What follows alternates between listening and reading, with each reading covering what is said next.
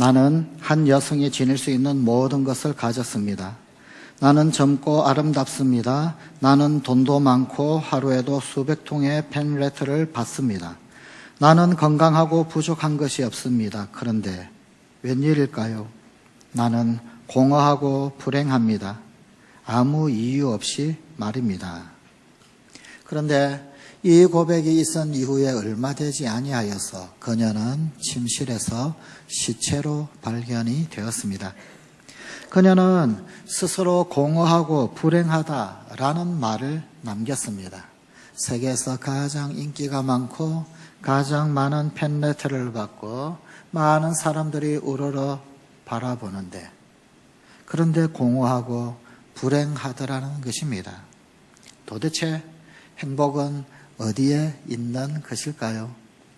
사람은 누구나 복을 좋아합니다. 그래서인지 우리나라 사람들은 대문에도 한자로 복복자를 크게 써붙여 놓기도 합니다. 입춘이 되면 입춘대길, 시시개푼 만봉래라고 써서 붙입니다. 한 번은 중국 음식점에 간 적이 있었습니다. 그런데 그 집의 벽에 보니까 한자로 복복자를 떡하니 써붙였더라고요. 그런데 복복자도 한 글자가 아니고 세 글자.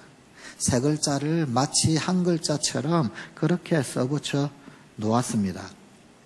거기에 한술 더떡 어떤 집은 복복자 4개, 4개를 한 글자처럼 그렇게 써놓은 중국 음식점도 본 적이 있습니다. 그런데 그 음식점들이 써 붙여 놓은 그 복자들이 바로 붙어 있는 것이 아니라 거꾸로 뒤집어서, 위쪽이 아래로 향하여서, 그리고 아래가 위쪽을 향하여서 그렇게 써 붙여 놓았습니다.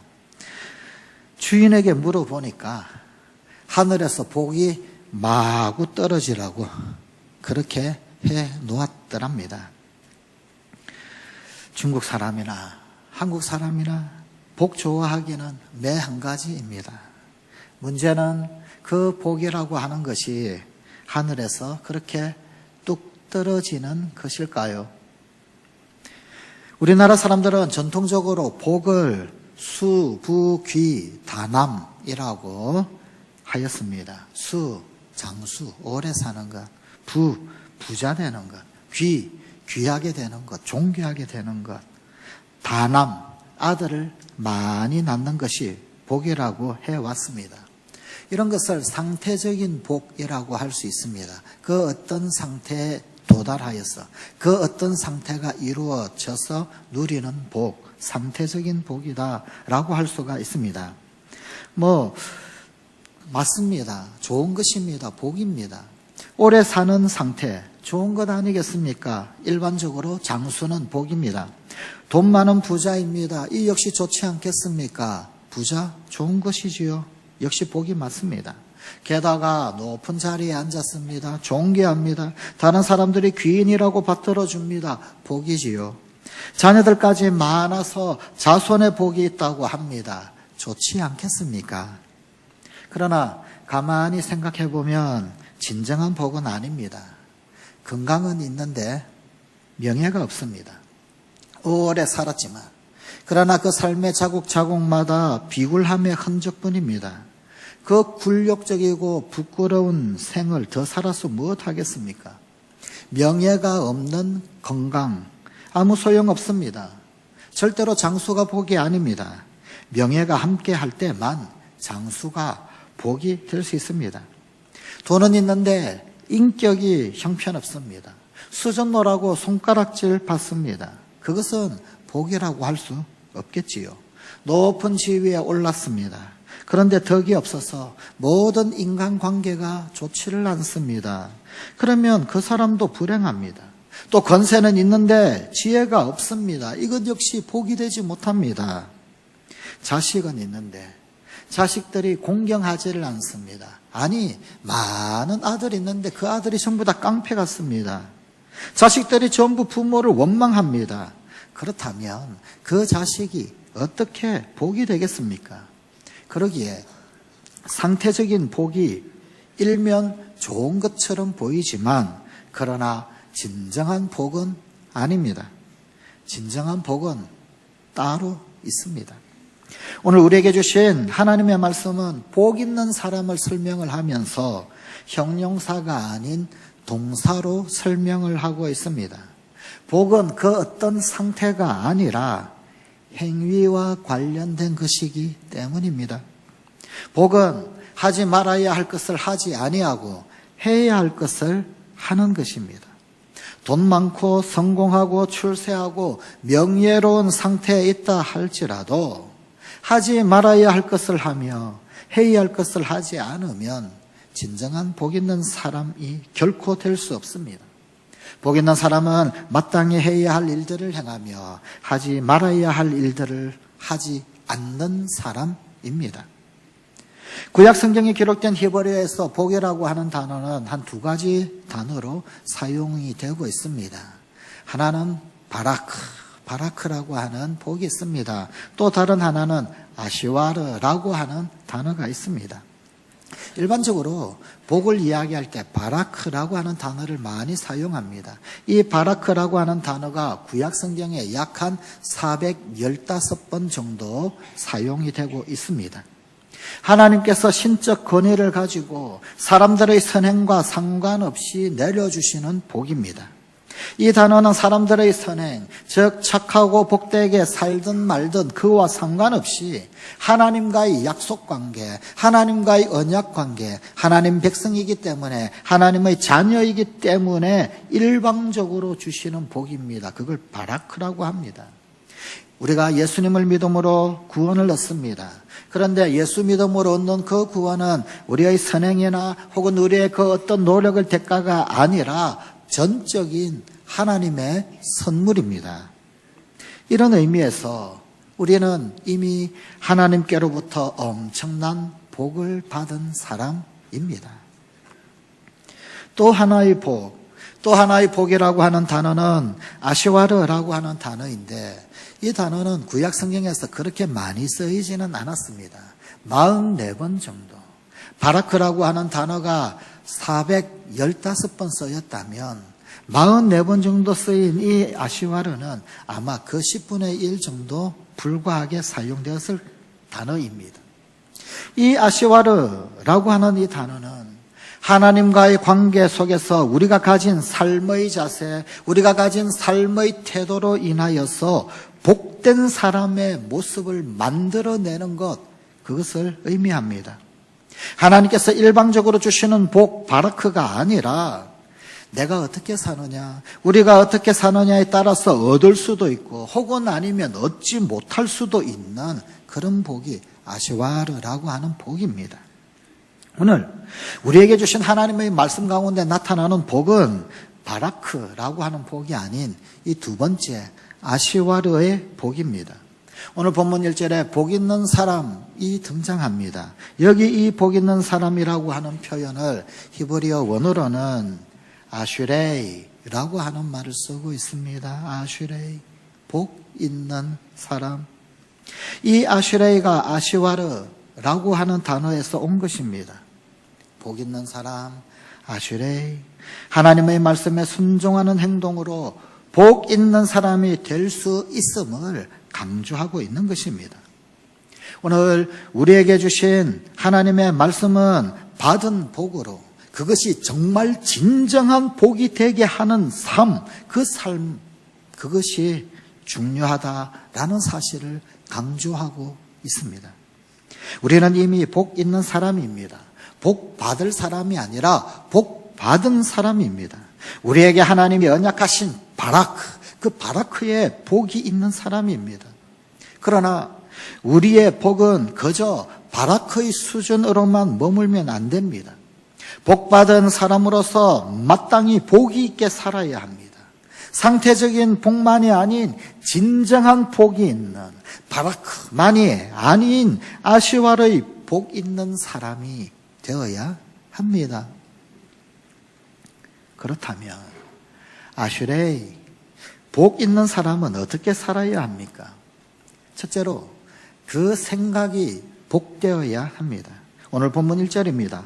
복 있는 사람은 악인들의 꾀를 따르지 아니하며 여기 이 악인이라고 하는 단어를 히브리어로 라사라고 하는 말을 쓰고 있습니다. 무슨 뜻이냐면 인격이 진실하지 못한 사람. 인격이 진실하지 못한 사람이 악인입니다. 악한 꾀는 예차라는 말을 씁니다. 하나님의 뜻과 상관없는 생각을 뜻합니다. 다시 말하면 그 인격이 진실하지 못하여서 하나님의 뜻과 상관없는 생각을 하는 것을 말하고 있습니다. 하나님과 상관이 없으니 그 생각도 악한 것이고 그 의도도 악한 것이고 계획도 악한 것입니다. 그러므로 악한 생각을 따르지 않는 사람이 복 있는 사람입니다. 예레미야 6장 19절 말씀입니다. 땅이여 들어라, 내가 이 백성에게 재앙을 내리리니 이것이 그들의 생각의 결과라. 그들이 내 말을 듣지 아니하며 내 율법을 거절하였음이니라. 하나님께서 이스라엘 백성들 가운데 재앙을 내리시는 이유, 그 이유가 이 백성들의 악한 생각 때문이라는 것입니다. 이 백성들이 죄짓는 생각을 하기 때문이라는 것입니다. 법정신의학자인 하인하르트 할러라고 하는 분이 책을 썼는데 그 저서의 이름이 아주 정상적인 악이라는 제목입니다. 조금 이상하지 않습니까? 아주 정상적인 악. 어떻게 악을 정상적이라고 그렇게 서술어를 달 수가 있겠습니까? 수식어를 달 수가 있겠습니까? 자, 라인하르트 할러는 그 책에서 모든 범죄는 악한 생각에서부터 시작된다라고 말을 했습니다. 처음에는 생각을 했습니다. 악한 생각을 시작을 했습니다. 그때는 악하다라는 것도 압니다. 왠지 양심의 꺼리낌도 생깁니다. 그런데 거기에 계속해서 그 생각에 물들고 보니 자꾸만 그 길로 나아가게 되고 이제는 그 악이 정상적이게 되더라는 거예요. 악이 악인 줄 모르게 되고 이상하지도 않고 그렇게 하는 것이 그저 당연한 것처럼 그렇게 되어지더라는 겁니다. 그래서 아주 정상적인 악이 되어 버렸더라는 것입니다. 범죄는 마음에 악한 생각이 들어오고 난 후에 그것으로부터 생겨난다라는 것입니다. 악한 꾀는 마귀가 주는 생각입니다. 요한복음 13장 2절에는 마귀가 가룟 유다에게 예수를 팔려는 생각을 집어넣었다고 기록하고 있습니다. 잠언 23장 7절의 말씀입니다. 대저 그 마음의 생각이 어떠하면 그 위인도 그러한즉 그가 내게 먹고 마시라 할지라도 그의 마음은 너와 함께하지 아니함이라. 생각이 어떠하면 그 위인도 그러하다. 곧 그의 생각이 그 위인됨을 나타낸다라는 것입니다. 그러기에 바로 그 사람을 사로잡으려는 마귀의 전략은 그의 생각을 사로잡는 것입니다.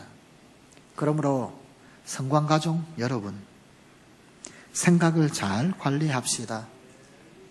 복 있는 사람이 되려면 항상 복된 생각을 하며 살아야 합니다.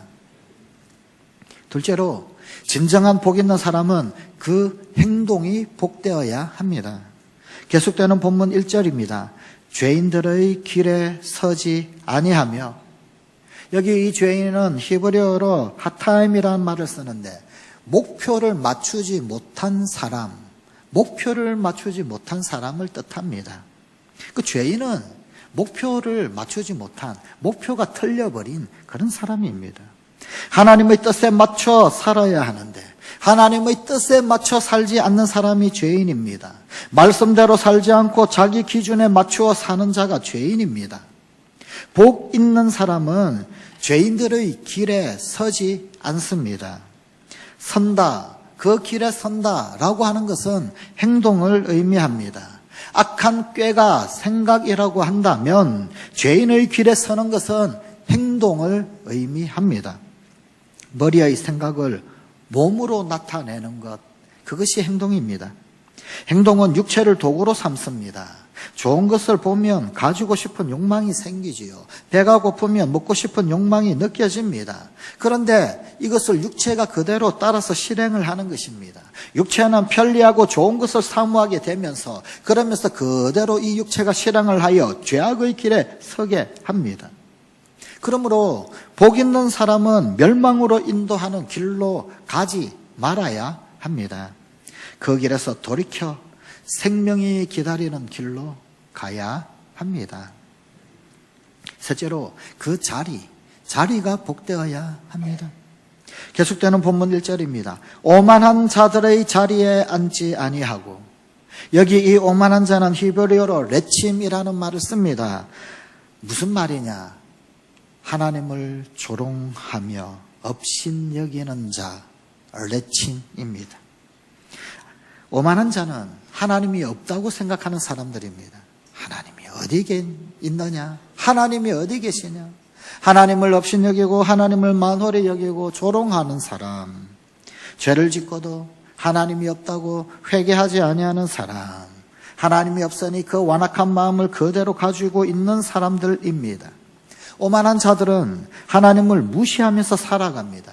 자기가 하나님을 대신하겠다고 나서는 태도를 보입니다.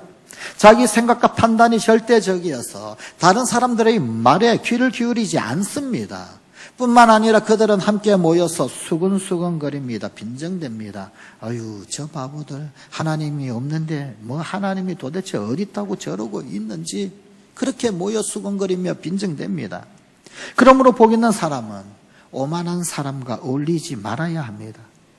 복 있는 사람은 회개하지 않는 사람들이 모여 수군대는 자리에 앉지 말아야 합니다.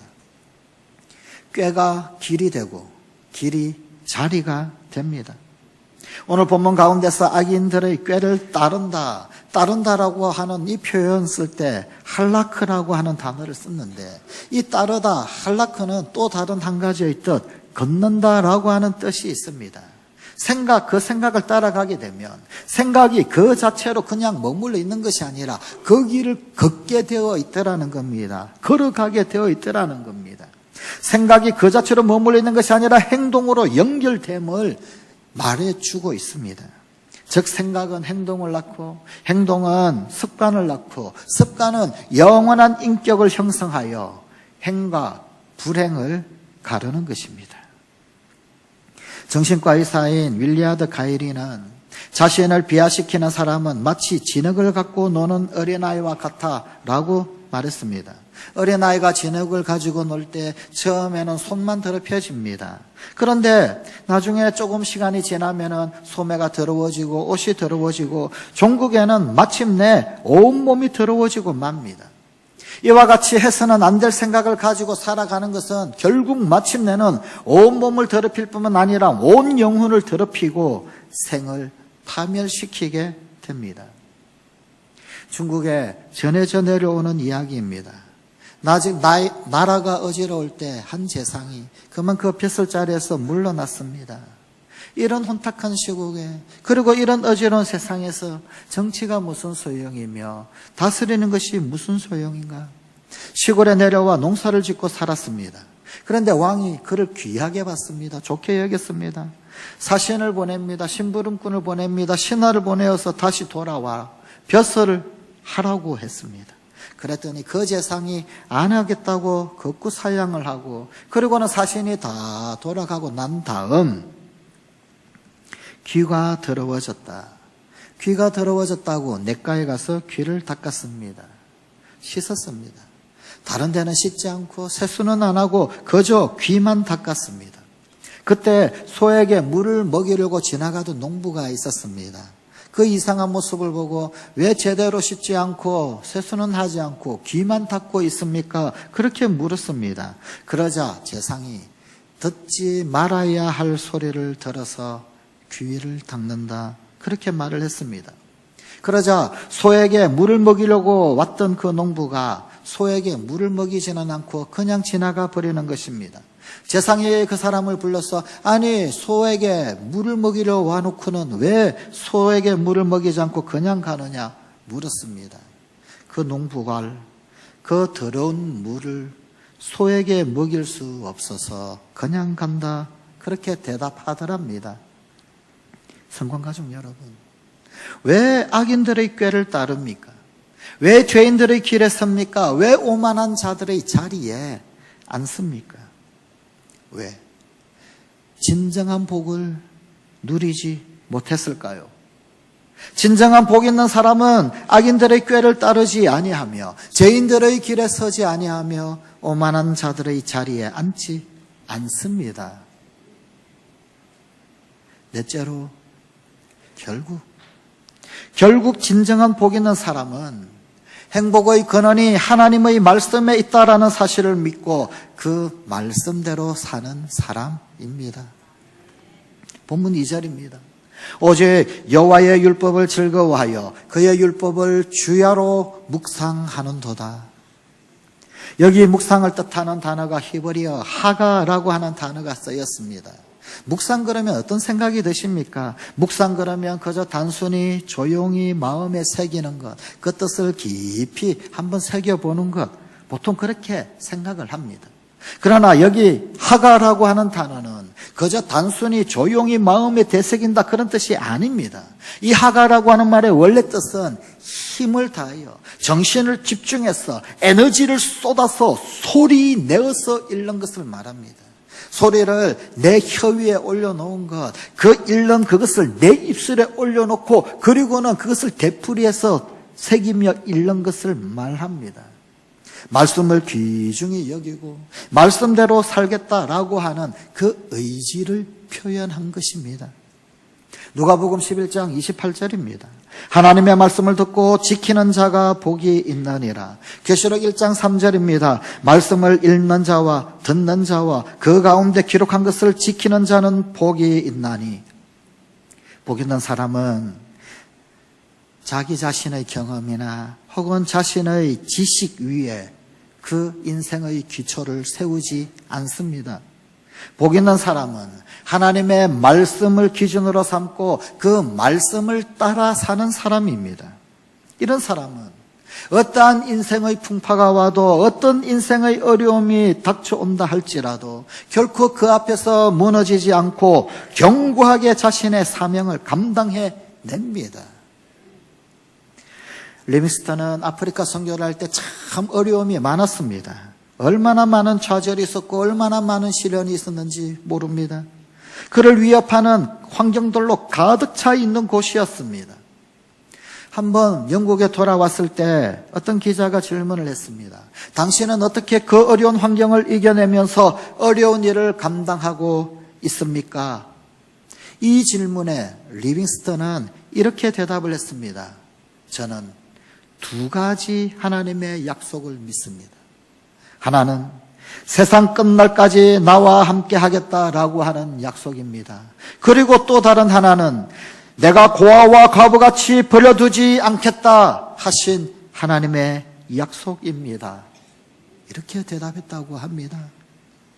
사랑하는 성관가족 여러분, 하나님 말씀에 기초를 두지 않고 내 속에서 일어나는, 나의 내면에서 일어나는 생각들 혹은 느낌, 그 감정들, 또 혹은 내 주위에서, 우리 주변에서 평가하는, 들려오는 그 수많은 말들, 거기에 더 귀를 기울이면 기울일수록 우리는 더 두려움에 빠질 수밖에 없습니다. 내 속에서 치밀어 오르는 그 감정이 분노요, 상함이요, 욕됨이 아닙니까? 내 속에 치밀어 오르는 그 감정도 주체하지 못하겠거든. 우리 주변에 들려오는 그 말에 이리저리 좌우되면 어떻게 살아갈 수 있겠습니까? 들려오는 말이 어떤 말입니까? 안 돼, 못해, 그렇게 되면 안 돼.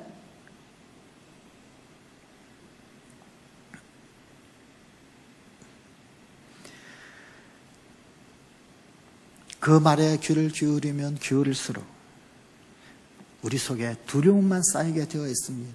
부정적 감정만 쌓이게 되어 있습니다. 그리고 하나님께서 하라, 행하라 하신 복된 일들을 행할 수도 없게 됩니다. 말씀을 내 마음속에 받아들이십시오. 내 인생의 기준이 되게 하십시오. 하나님께서 우리에게 주시는 말씀은 너는 내 아들이야. 너는 내 사랑하는 자녀야. 너는 내 백성이야. 내가 오른손으로 너를 붙들리라. 주님 우리에게 주시는 말씀은 그런 말씀 아닙니까? 거기에 하나님 말씀을 내 삶 속에 받아들이고 내 인생의 기준이 되도록 하는 거기에 복된 인생의 비결이 담겨 있습니다. 생각이 복되고 행동이 복되고 삶의 자리가 복되고 하나님 말씀 붙들고 살면 우리에게 어떤 일이 있게 됩니까? 본문 3절입니다. 그는 시냇가에 심은 나무가 철을 따라 열매를 맺으며 그 잎사귀가 마르지 아니함 같으니 그가 하는 모든 일이 다 형통하리로다. 복 있는 삶의 자세를 가지고 사는 사람, 이 사람을 철을 따라 인생의 열매를 맺게 하겠다 약속하셨습니다. 복 있는 사람은 고난의 때에도 평안의 때에도 혹은 풍족할 때에도 혹은 궁핍할 때에도 삶에 풍요롭게 하는 삶의 열매를 거둡니다. 사실 부하고 혹은 평안할 때 그때는 좋은 열매를 거두겠지요. 하지만 고난 가운데 있을 때, 어려움 가운데 있을 때는 사실 열매를 제대로 거두기가 쉽지는 않지 않습니까? 어려울 때는 불평의 열매, 원망의 열매를 거두는 것이 일반적이지 않습니까? 하지만 진정한 복 있는 사람, 아슈레이는 가장 깊은 고통과 큰 고난의 순간에서도 값진 열매를 거둔다라는 것입니다. 이러한 의미를 담은 표현이 바로 오늘 본문의 시냇가에 심은 나무입니다. 여기 이 시냇가라고 하는 이 표현이 히브리어로는 단수로 기록되어 있는 게 아니라 복수로 기록되어져 있습니다. 시내를 인생으로 비유해 본다면 돈의 시내가 마를 때도, 사랑의 시내가 마를 때에도, 혹은 자녀의 시내가 마를 때도 있을 것입니다. 혹 아니면 우리 마음에 흐르는 그 시내가 메말라 버릴 때도 있을 것입니다. 그러나 하나의 시내가 메마른다 한다 할지라도 다른 시내로 흐르는 맑고 시원한 물이 나무의 주위로 흘러서 그 나무로 하여금 메마르지 않게 한다는 의미입니다. 무엇보다도 여기 이 시내라고 하는 이 단어는 저절로 형성되어져 있는 자연적 시내를 뜻하는 말이 아닙니다. 인공적으로 만든, 물이 없는 곳에 땅을 파서 만든 수로를 의미합니다. 누군가가 그 어떤 목적을 가지고 메마른 땅을 파서 수로를 내고 그 수로에 물을 흘려보내는 그런 시내입니다. 우리네 인생 속에 복받을 요소가 없는 사람도 나는 복 없는 팔자야, 혹 그런 사람이라 한다 할지라도 하나님께서 약속하신 복 있는 삶의 태도로 살아갈 때에는 하나님께서 메마른 광야와 같은 그 인생길, 그 길을 파고 뚫고 하셔서 그곳에 생수를 흘려보내시고 아름다운 열매로 풍성하게 만들겠다라는 것입니다. 불행을 불행으로 마치도록 두지 아니하시고 그 불행의 자리에 새로운 소망의 열매를 맺게 하시겠다라는 약속입니다. 사랑하는 성관가족 여러분, 복 있는 사람이 되십시오. 가뭄이 올 때, 기근이 올 때 걱정하지 않는 삶이 되십시오. 오늘 이 본문의 복 있는 사람 아슈레이는 히브리어 원문상 단수로 되어 있습니다. 대조적으로 이 아슈레이와 대조적으로 반면에 악인들, 죄인들, 오만한 자들은 복수입니다. 복 있는 사람의 길은 소수이며 외롭습니다. 하나님의 말씀을 부정하는 수많은 죄인들, 하나님의 말씀을 그들도 보지도 않는 악인들, 아니 하나님이 없다고 조롱하는 오만한 자들의 틈 속에서 하나님의 말씀을 간직하고 지키기 때문입니다. 다수가 가지 않는 좁은 길, 좁은 문으로 들어가는 사람이 복 있는 사람입니다. 성관가족 여러분, 이 2020년에도 복 있는 사람이 됩시다. 악인들의 꾀를 따르지 않으며 복된 생각만 합시다. 죄인들의 길에 서지 아니하고 복된 행동만 합시다. 오만한 자들의 자리에 앉지 아니하고 복된 자리에 거하는 성도가 됩시다. 무엇보다 주의 말씀으로 새로워지는 아슈레이, 복 있는 성관 가족이 됩시다. 기도하시겠습니다.